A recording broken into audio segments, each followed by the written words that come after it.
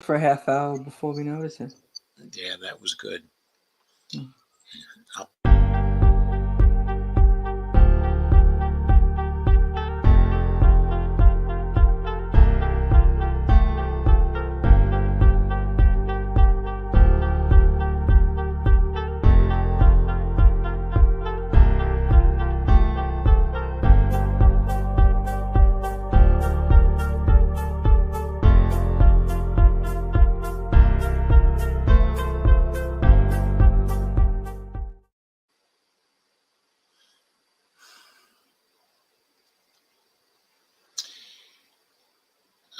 Hello, everybody. This is Empowering Democracy. I'm Joe Firestone, your host, and I'm being joined by my good friend, Dee Pierce, who's the host of Around the World with Dee and Friends. Yes, thank you for having me, Joe. Well, thank you for coming, Dee. Dee's show is the show that always precedes mine, okay, at 8 p.m., if in fact she has a show, okay, at 8 p.m. I think what I just said doesn't make much sense, but okay. I mean, every once in a while, that's what happens. Once in a while, when you're not on, I have it at 9 o'clock. Yes, sometimes she does have shows, okay, at 9 o'clock when I don't have a show at 9 o'clock. Yes. So this is another Dump the Corruption show. I don't know whether you've seen any Dump the Corruption shows before. If you have, then you know that for some time we've been engaged in applying a litmus test to congressional incumbents. And that litmus test involves the application of what we call the rule. And before I start subjecting people to the rule, I'm going to show you the rule.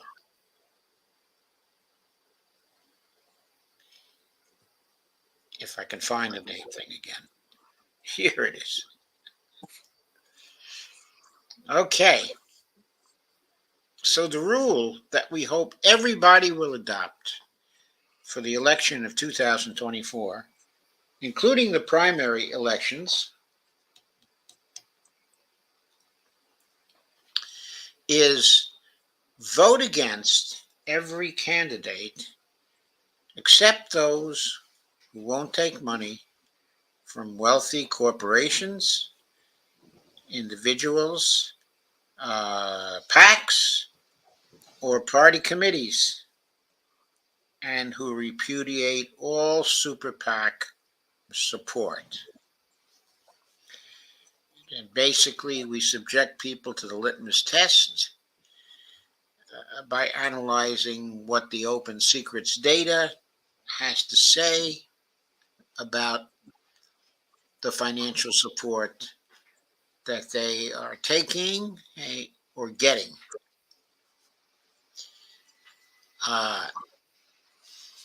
We have done that in the past with 95 members of the Congressional Progressive Caucus. Everyone failed, okay, the litmus test. We have now applied it to 10 Republicans who are establishment Republicans who are not members of the Freedom Caucus. So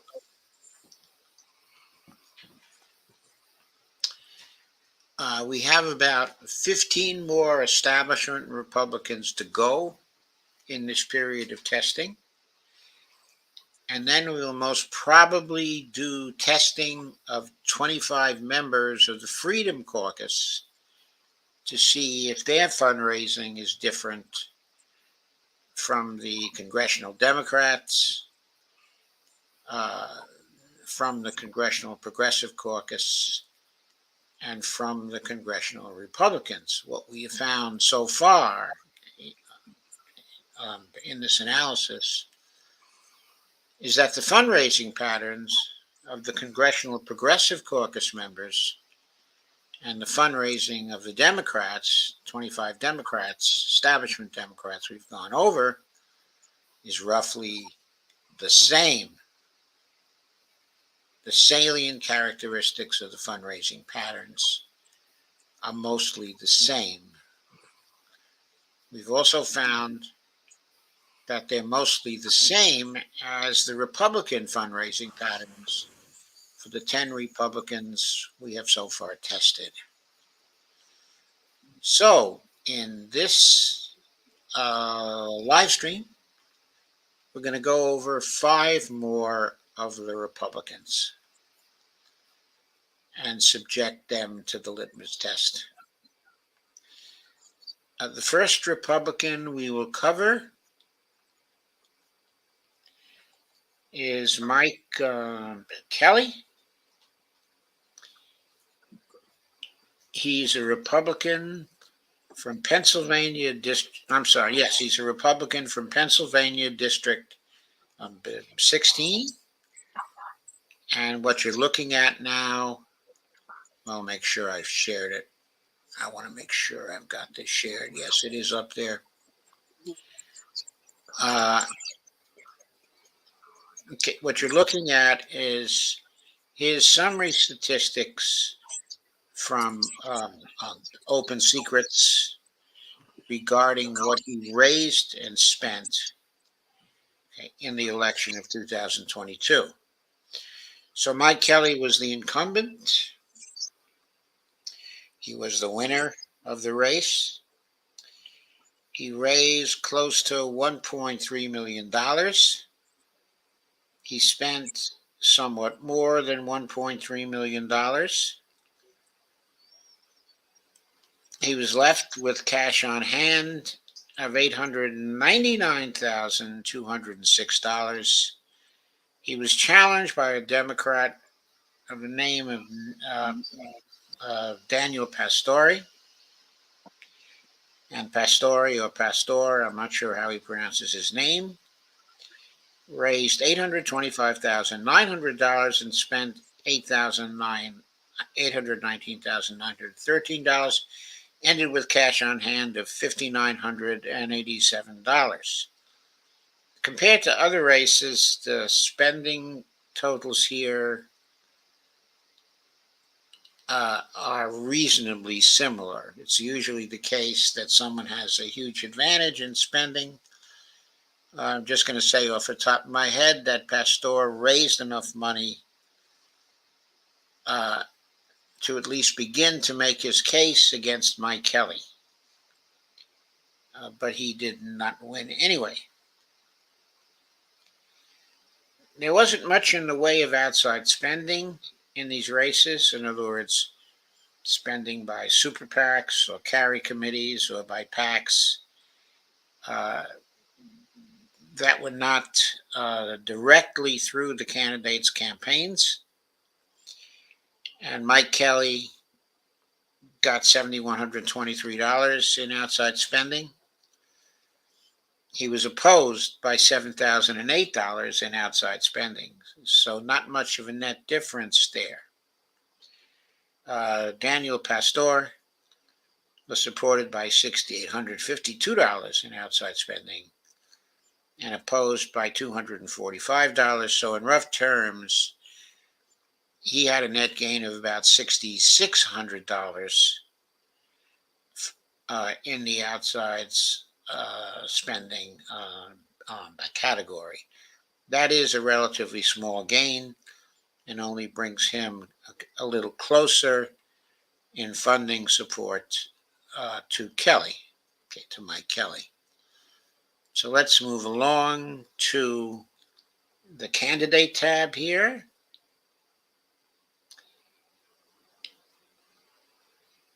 My computer's not cooperating by moving along.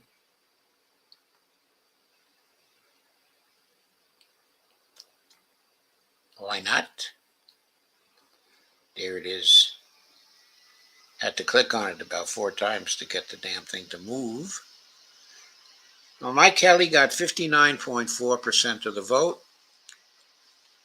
which is not too close a race, but it is somewhat close. He raised only $18,842 in small dollar donations. It was 1.46% of what he raised. He relied heavily on large individual contributions. He raised $480,219 in that category. That was 37% of what he raised. And he raised another $820,000 in PAC contributions. That was 63.43% of what he raised. So he flunks the litmus test based on the fact that he relied on large individual contributions rather than small donations, and also that he relied on PAC contributions to the tune of 63% of the money that he raised. That $820,000 from PACs was equivalent to all the money, just about equivalent to all the money raised by Pastor. And so the individual contributions, the large individual contributions from well-off people, gave him the funding advantage in this campaign. And it was probably the funding advantage that ended up giving Kelly 59.4%, of the vote. Pastor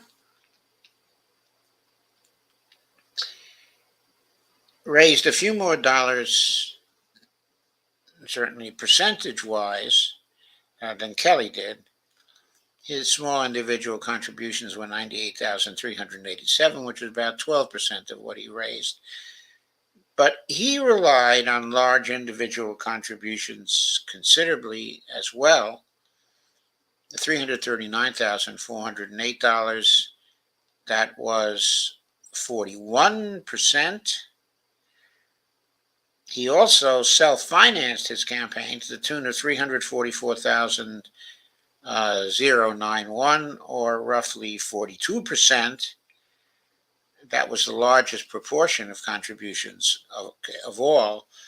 We consider candidate self-financing to be like a large individual contribution to one campaign. It really amounts to the same thing. So he relied on wealthy people, including himself, for roughly 83% of what he raised. And so he fails the litmus test on those grounds,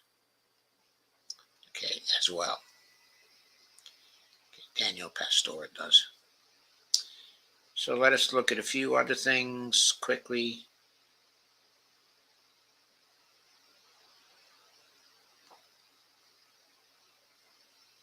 His top contributors. See if there's anything more to be learned there. He had a lot of relatively small contributions, $10,000 or so, widely dispersed.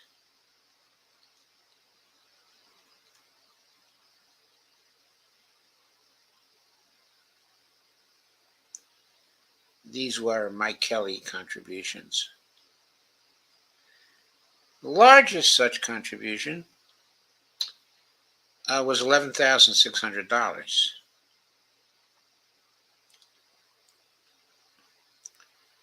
So he was not beholden then to a single donor.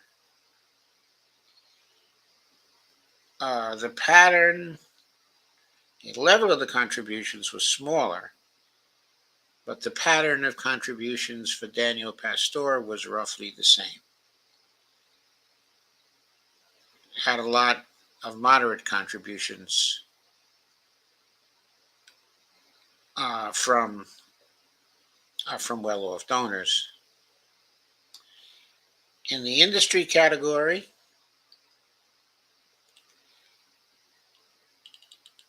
The leading category was health professionals.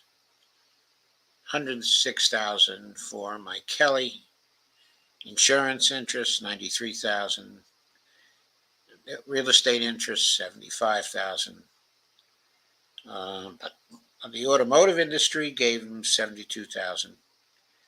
Oil and gas, 67,000. Pharmaceuticals and health products, 58,152. Retired, 49,000. 43,000 from lobbyists. Health services, HMOs, 42,000. Let's see if we can learn more by looking at the sectors.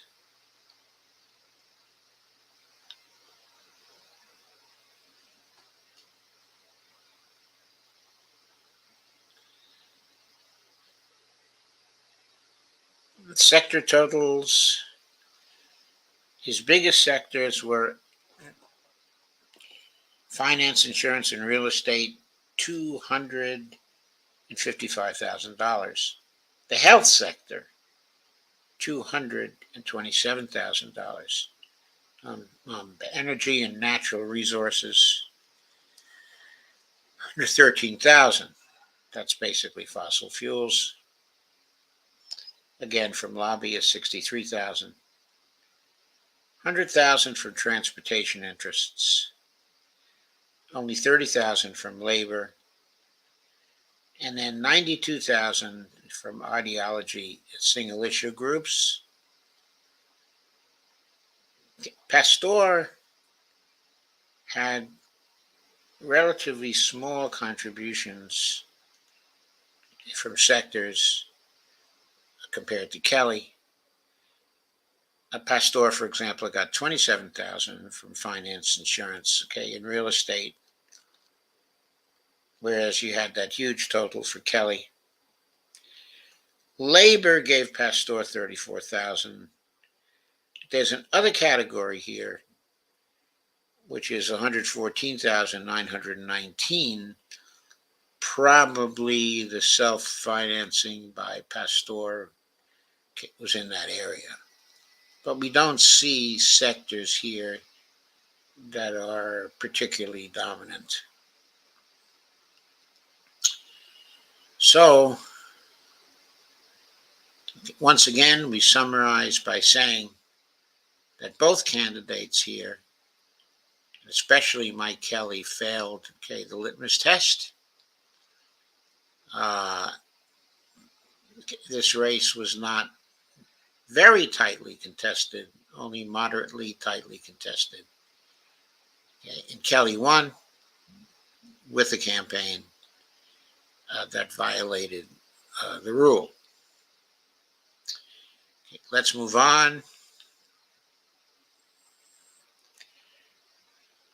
Our second candidate, should say our second incumbent to be considered, is Frank D. Lucas.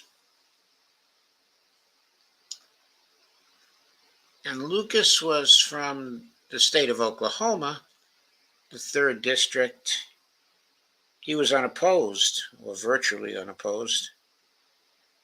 He raised $1.5 million, spent $1.6 million, ended with cash on hand of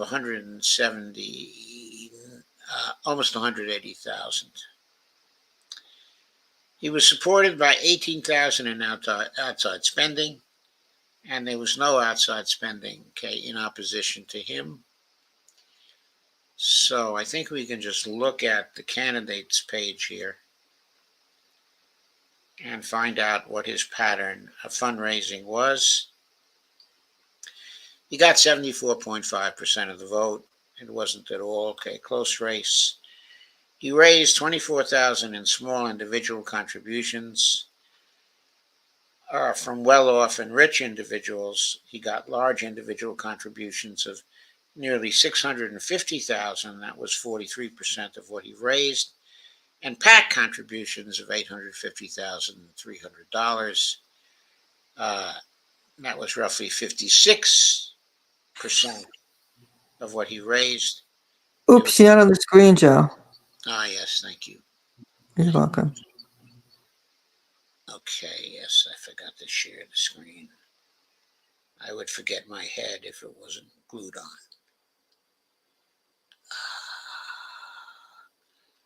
Oklahoma.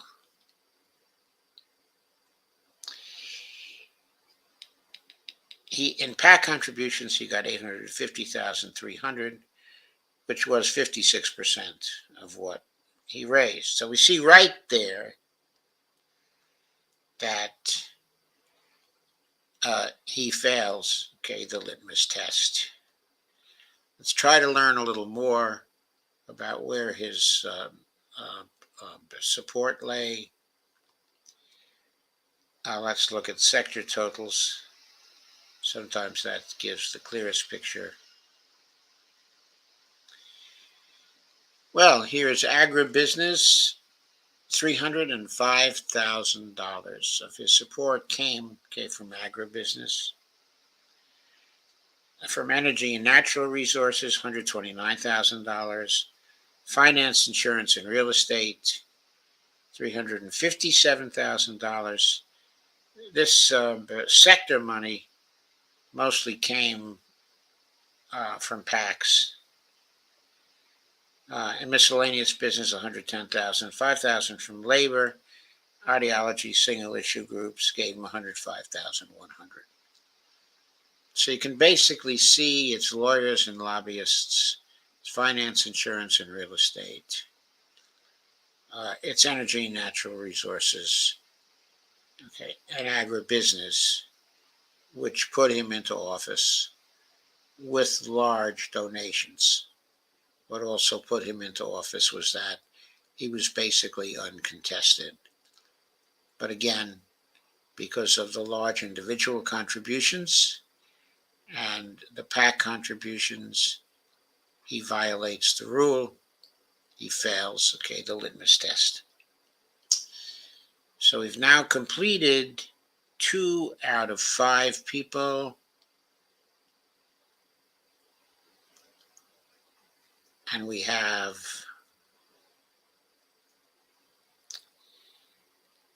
the next contest. This is Oregon District 2 in the 2022 race.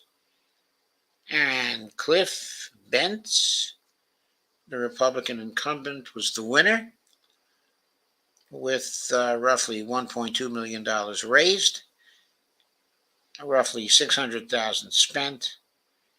Came out of the race with $672,000 on hand. He was running against a Democrat by the name of Joe Yetter, who raised $92,610, spent the same amount, and emerged from the race with $0 on hand. There was very little outside spending, about $5,000 for Cliff Bentz, and that's all. So obviously Joe Yetter was outgunned financially in this race. Let's see what the impact was by looking at the candidates tab.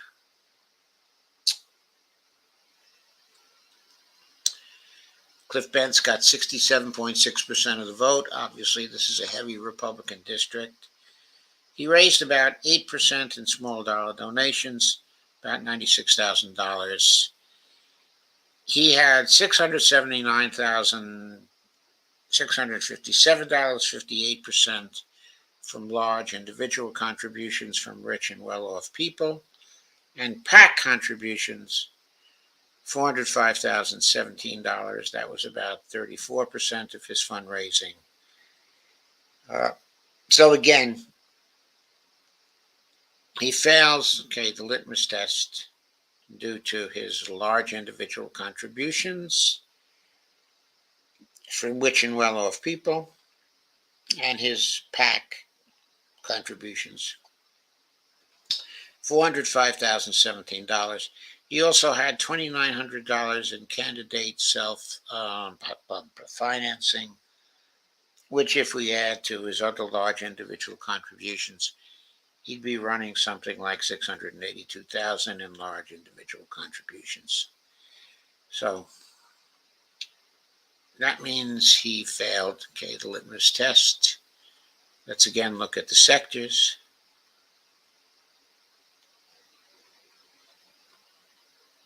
And see what happened there.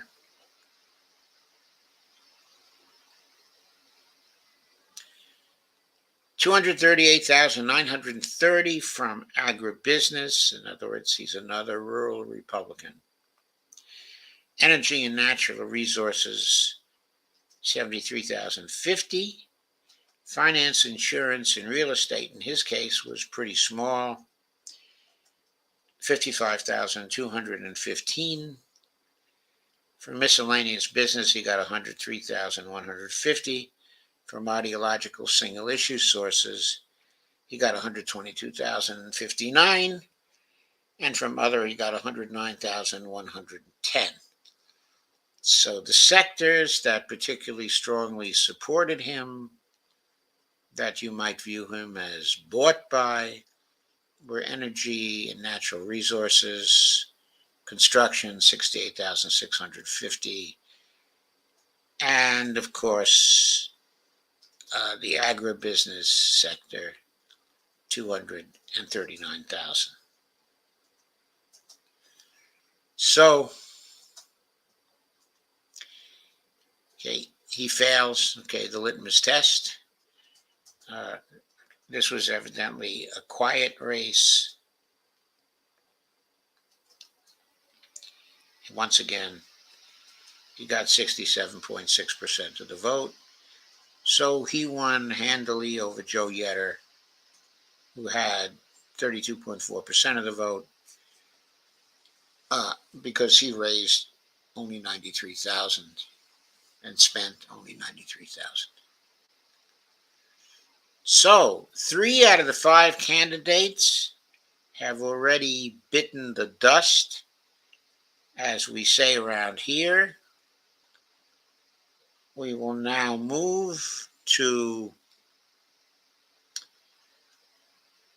the state of Ohio, and to a race in the state of Ohio, District 5, the race in 2022. And Bob Latta was the Republican here, and he was an incumbent, and he was the winner. Okay, remember to put it on the screen. Thank you, Dee. You're welcome. Okay, if you want to do one of these days, let me know, and I will certainly facilitate that.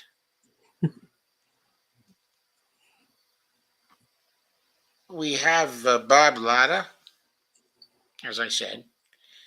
He raised $1.6 million.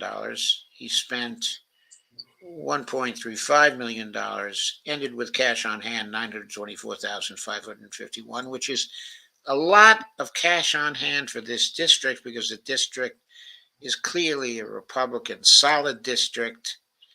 And, he goes in with cash of $925,000 to start with. His opponent for the next race, but this time we see his opponent raised about $55,000, spent about $55,000, had cash on hand at the end of $289. So if that's going to happen to the next Democrat who runs against him, I mean, it'll be no contest, okay, in this race. 55,000 is not enough to get your message out there when you're fighting someone who is spending $1.353 million. Just okay is not enough. That was obviously the story of this race. There was a little bit of outside spending. This race was not contested really. 4,158 supporting Bob Latta, $8 opposing Bob Latta. Craig Swartz, $66 supporting him, 0 opposing him. So Bob Latta had a big net gain of more than $4,000 from the outside spending, but that was a drop in the bucket compared to the money that he raised and spent. If you look at the candidates page, we see that Bob Latta got 67.0% of the vote. Very safe district, very safe Republican. Bob Latta had 150,831 in small individual contributions. He probably could have won the race with just that $150,000, but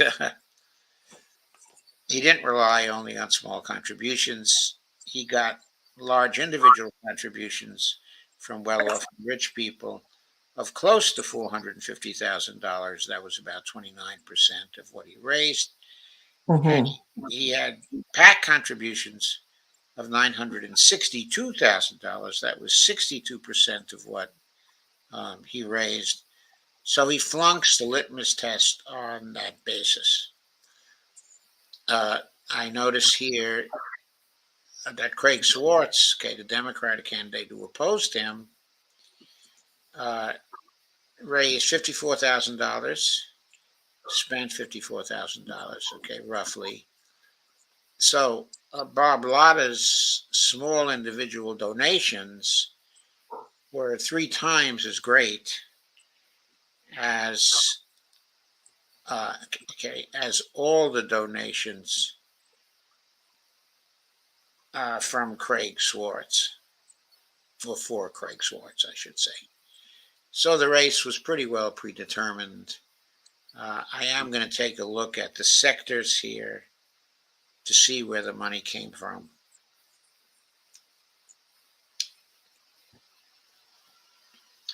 Where it primarily came from in terms of industrial sectors. We have 247,000 from communications and electronics.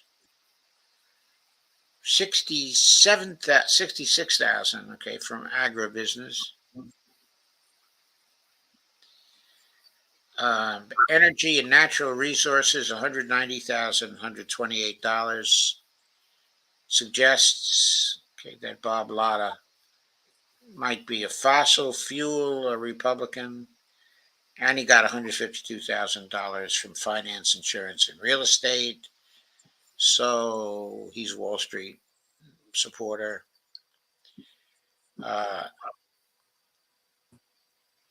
Okay, he got a lot of money, evidently, from internet companies.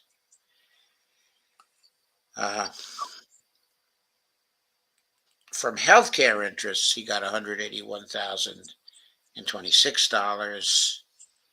So he's also bought by the healthcare interests. 128,000 from miscellaneous business. 93,150 from ideology single issue groups. Okay. So that about covers it. Those were the sectors that were buying him. And as we've already stated, his large individual contributions and his PAC money ensured that he failed, okay, the litmus test. Okay, now we come to the last of our candidates. This is from the North Dakota District 1, 2022 race. And we have Kelly Armstrong, who was the incumbent and who was the winner. Kelly Armstrong was running against an independent candidate, Kara Mund, and a Democrat by the name of Mark Haugen. Anyway, Kelly raised $2,068,973, spent $2,097,417, ended with cash on hand of $277,264. Kara Mund raised $172,945. Not enough when you, oh, I should say, and also spent $157,407, but that's not enough when you're facing spending of $2,097,000. Maybe if the incumbent spent only $1 million, you'd be able to get your message out. But it's having something 15 to 17 times, it's probably too much. The ratio for an insurgent candidate can't be greater than 10 to 1, I don't think, if the insurgent candidate is to win. At least that's my rule of thumb. Caramond emerged with $15,538 from the contest. Mark Haugen finished last in fundraising, $24,637, spent $23,445, ended with cash on hand of $1,193. Outside spending in this race, very little. Kelly Armstrong of North Dakota was supported by only $4,007 in outside spending. So far in the races we've seen tonight, there hasn't been much outside spending, and that's been different than what we've seen some of the other nights. So there was nothing, $4,007 in support of Kelly Armstrong, nothing in opposition to Kelly Armstrong. So let us now look at the candidates page. That will give us the results, okay, of this election. Kelly Armstrong had 62% of the vote. There's that same pattern. Large individual contributions were 36% of the money raised, $733,656 from well-off and rich people. There was also 1.3 million in PAC contributions that went to Kelly Armstrong. That was 64% of the money that was raised. Caramond had 34.33% of what she raised was small individual contributions, 59,365. But she had large individual contributions of 113,580, which was 66% of her contributions. So she also failed, okay, the litmus test, because 66% of her contributions were from rich and well-off people. Mark Haugen, by the way. Okay, Caramond got 38.0% of the vote. To Kelly Armstrong, 62.0% of the vote. The Democratic candidate here, Mark Haugen, spent $23,445, but notable, didn't even get 1% of the vote.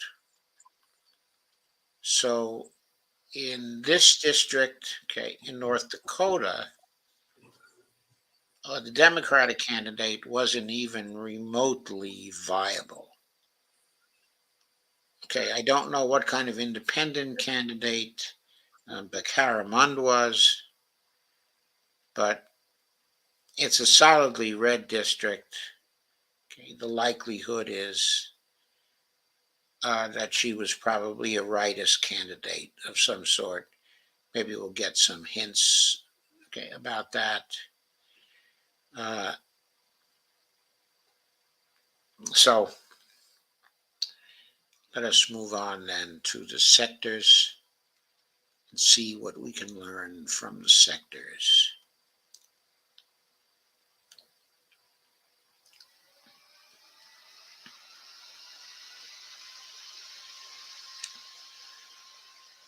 So Kelly Armstrong, agribusiness, 168,777. Communications and electronics, 176,260. Energy and natural resources, 362,302. Finance, insurance, and real estate, 268,850. From the health interests, 225,000. From the lawyers and lobbyists, 114,400. For miscellaneous business, 165,000. Ideology, single issue groups, 176,600. This is an oil Republican, fossil fuel Republican, a finance Republican,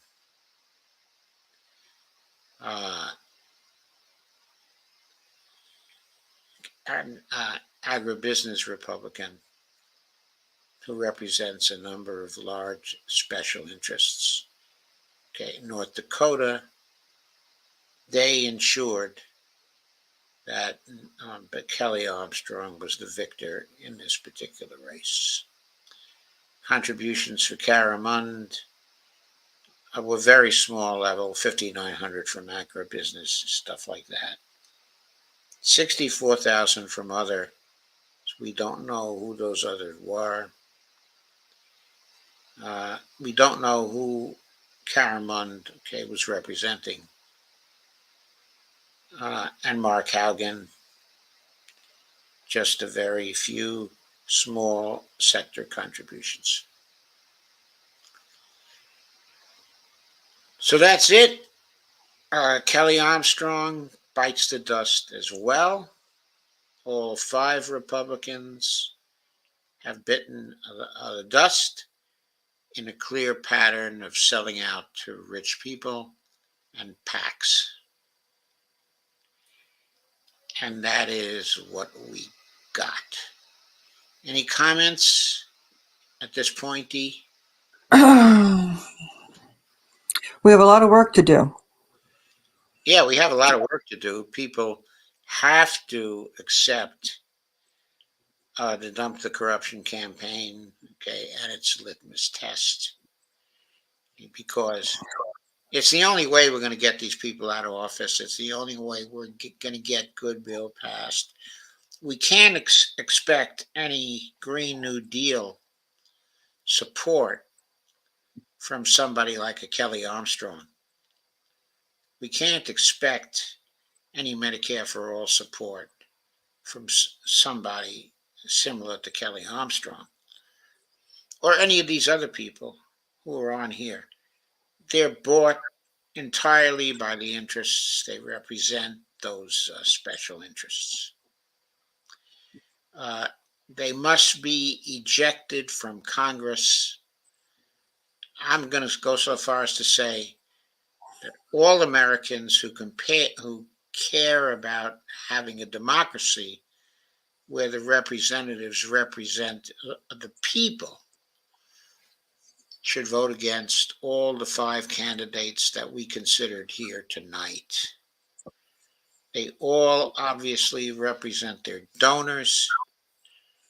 They do not represent their people. So, moving to the comments, we have a comment from Robert Copeland.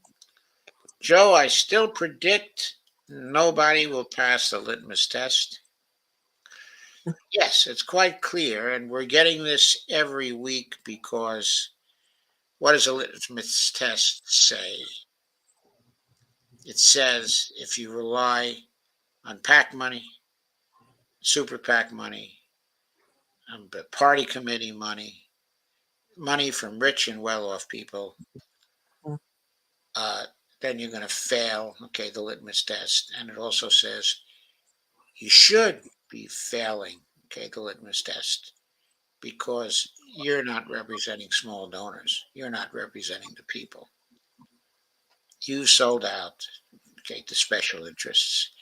And we've seen that clearly here tonight when we've gone over the sector sources of the support of these people. Steve Wolfbrand says hi. Kay Ryan says hi. And D says, hello, Robert, Stephen K. And Bob Copeland, hi, everybody. Steve Wolfbrand says, hi, Kay and Robert. A bunch of highs here. 917. I want to see how the Wicked Witch of Georgia got her campaign contributions. You mean MTG, Marjorie Taylor Greene, right?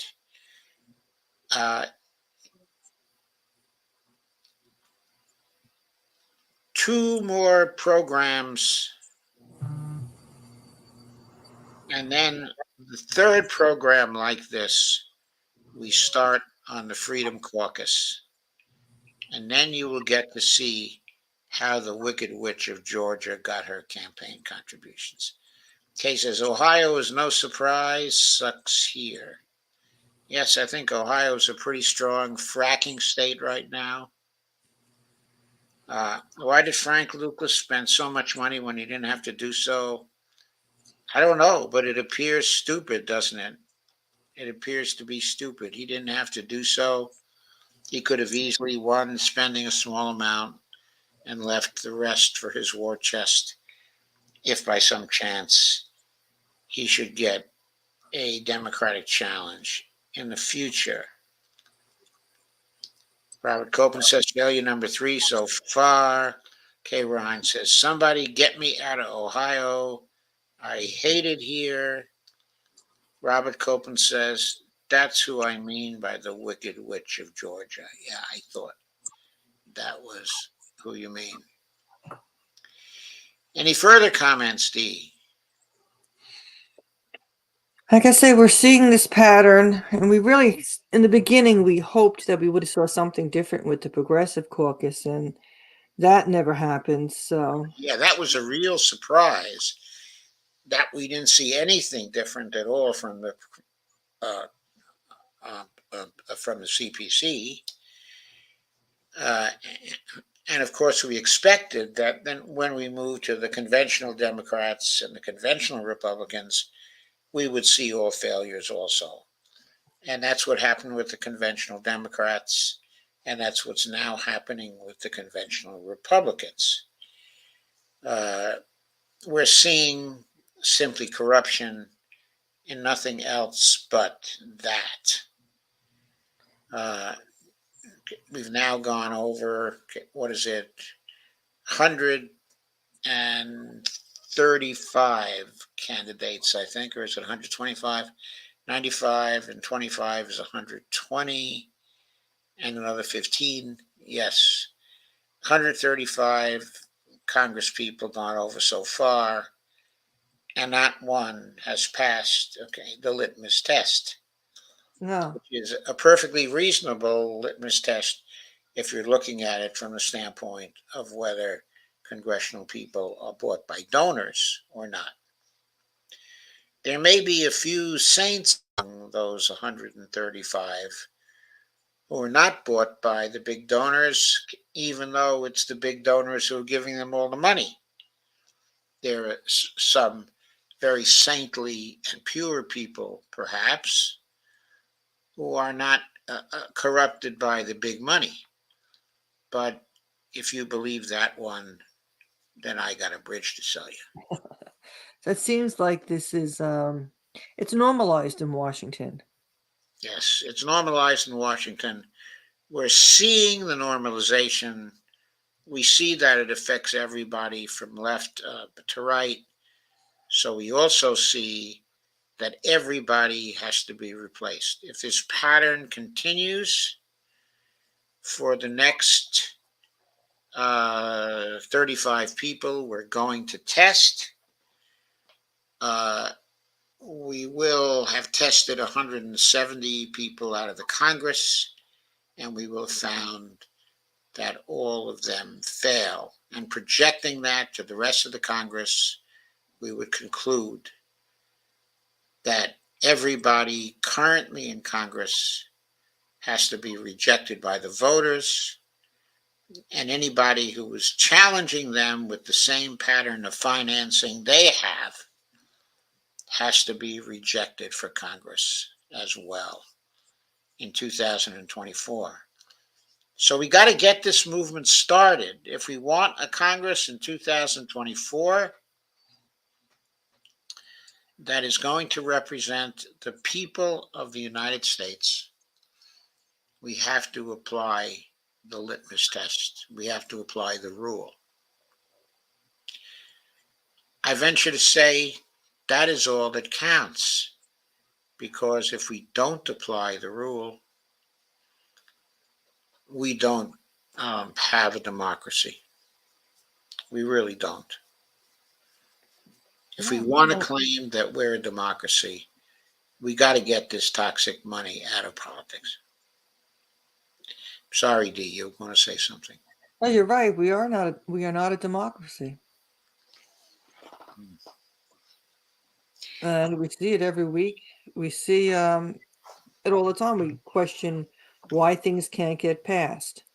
And everybody puts so much energy into wanting Medicare for all, wanting the environment issue to be important, and someone to do things about the many issues. And we see why nothing is being done.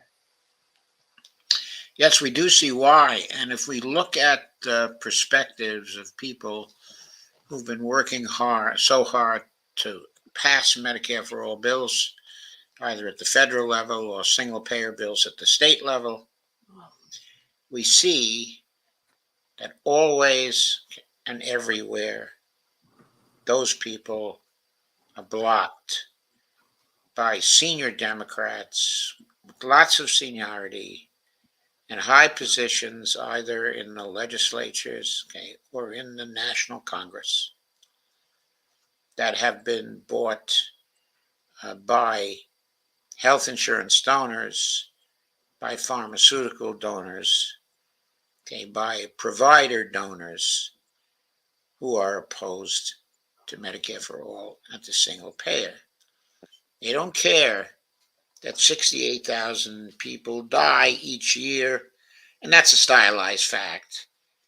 It's not really a true fact. It's like 1 year people found that 68,000 people died due to lack of insurance, and so the reporters in the press continue to report the 68,000 figure. But obviously the number is going to vary from year to year. So that's what I call a stylized fact. I'm sure a lot more people died per year during the pandemic due to lack of insurance than die in a regular year due to lack of insurance. So you got to take the 68,000 tongue in cheek. It's probably much higher than that. If a close study was done, it would be found to be much higher than that in each year, in my view. And the special interests don't care that 68,000 Americans per year are dying so that they can make their profits. They just go to church on Sunday and they live their lives, and they don't give a damn about the 68,000 Americans who are dying, or the 500,000 Americans who are going into bankruptcy due to medical debt, or the hundreds of thousands of divorces that result. They don't care about all the damage from the current horrible healthcare system, because they've got theirs. They're okay, and they don't give a fig for anybody else. No, they don't. And even though poll numbers show, it's very high, the poll numbers, that people that want health care for all. Yes. And those polls are ignored. Yes, it's 70% of the nation. It's 80% of the Democrats, 88% of the Democrats, 49% of the Republicans, and something like 65 to 70% of the independents. So that's what we're facing. The will of the people is not realized when it comes to Medicare for all. It's not realized when it comes to paid family leave. It's not realized when it comes to eliminating student debt. It's not realized when it comes to doing something concrete about the climate. It's not realized when it comes to spending a whole bunch on the new infrastructure we really need, okay, in this country. Mm-hmm. Uh, it's not spent on child tax credits. Uh, Steve Wolfbrand reminds me about the suicides. Yes, the suicides due to uh, which occur, okay, among the people who don't have health insurance are also in the hundred thousands per year. Yes, Steve, thank you for reminding me about that. So we've got to change this system. The root of all evil here is the money. We can't pass any legislation, okay, to get it out because the current incumbents are benefiting from the money. So we have to take the matter into our own hands, the people's hands. And the weapon the people have is never to vote for anyone who is benefiting from the big money.